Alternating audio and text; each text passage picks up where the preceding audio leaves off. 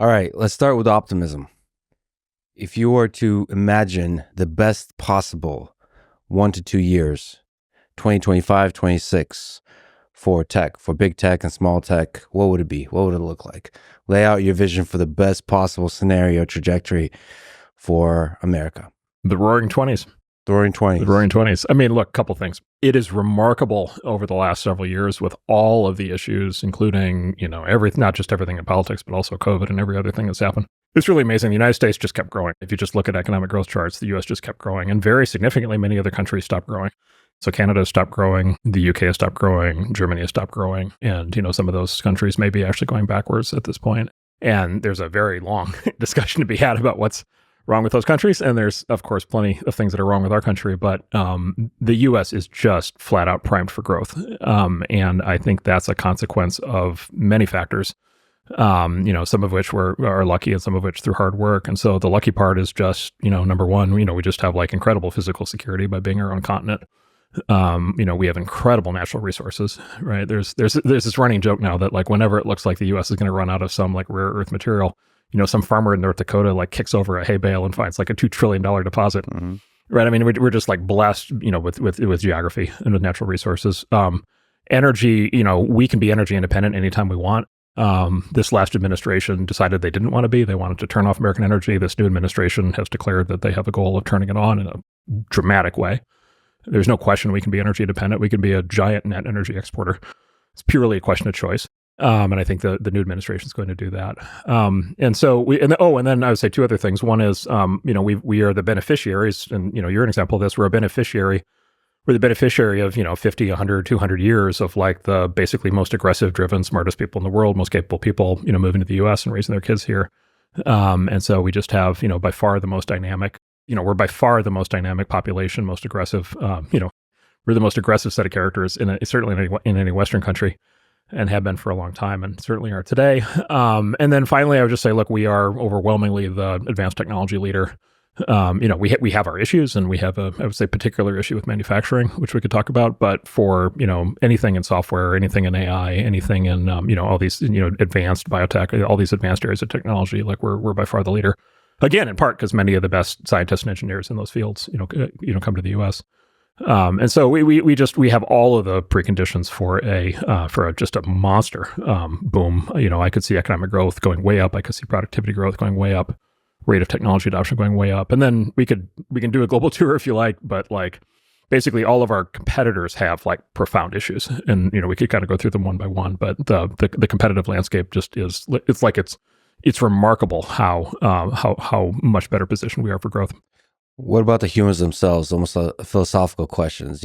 I travel across the world, and there's something about the American spirit, the entrepreneurial spirit, that's uniquely intense in America. I don't know what that is. I've talked to Sagar, who claims it might be the Scots-Irish blood that runs through the history of America. What is it? You, at the heart of Silicon Valley, is there something in the water? Why is there this entrepreneurial spirit? Yeah. So is this a family show, or am I allowed to swear? You can say whatever the fuck you want. Okay. So the great TV show Succession, the show, of course, which you were intended to root for exactly zero of the characters. Yes. The best line from Succession was in the final episode of the first season, when the whole family's over in Logan Roy's ancestral homeland of Scotland, and they're at this castle, for some wedding.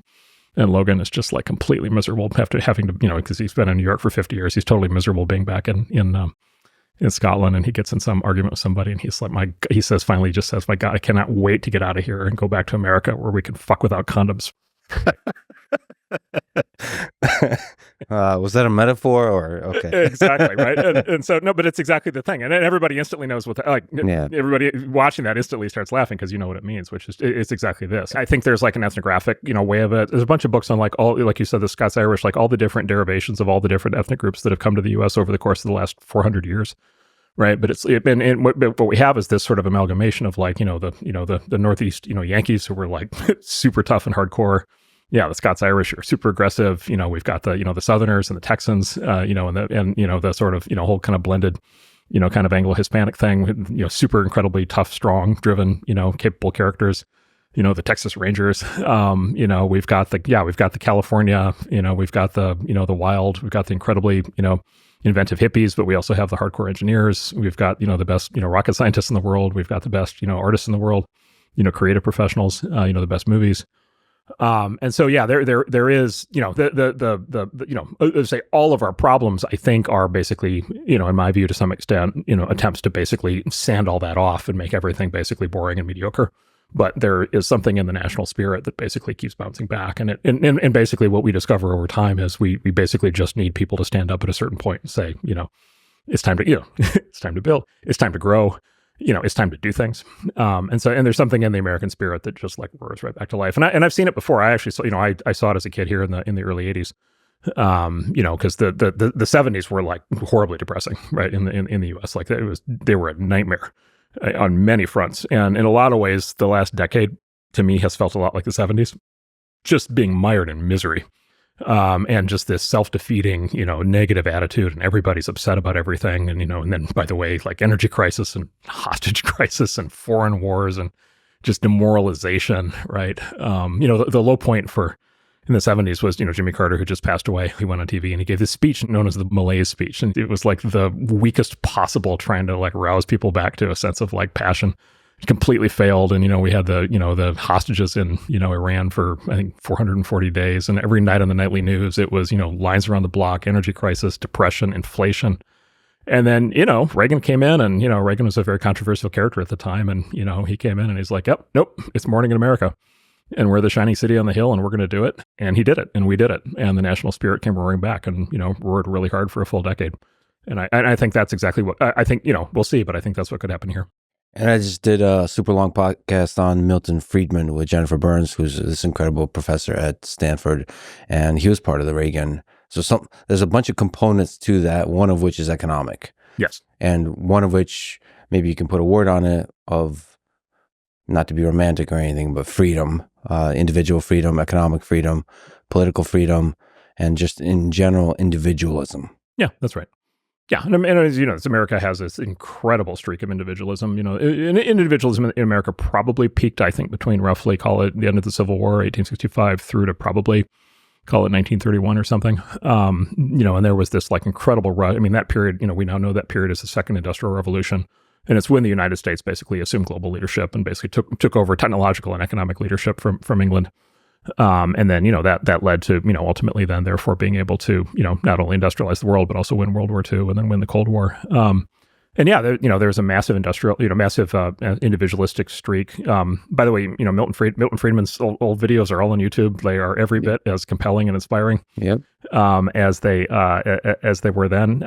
He's a singular figure, and many of us, I never knew him, but he was actually at Stanford for many years at the Hoover Institution, but I never met him, but I know a lot of people who worked with him, and he was a singular figure, but his all of his lessons, live on or are fully available. But I would also say it's not just individualism, and this is one of the big things that's like playing out in a lot of our culture and kind of political fights right now, which is basically this feeling certainly that I have and I share with a lot of people, which is it's not enough for America to just be an economic zone. And it's not enough for us to just be individuals, and it's not enough to just have line go up, and it's not enough to just have economic success. There are deeper questions at play, and also there's more to a country than just that. And quite frankly, a lot of it is intangible. A lot of it is involves spirit and passion. And like I said, we have more of it than anybody else. But we have to choose to want it. The way I look at it is like all of our problems are self-inflicted. Like they're decline is a choice. All of our problems are basically demoralization campaigns. Basically people in positions of authority telling us that we shouldn't, stand out. We shouldn't be adventurous. We shouldn't be exciting. We shouldn't be exploratory. We shouldn't, this, that, and the other thing. And we should feel bad about everything that we do. And I think we've lived through a decade where that's been the prevailing theme. And I think, quite honestly, as of November, I think people are done with it.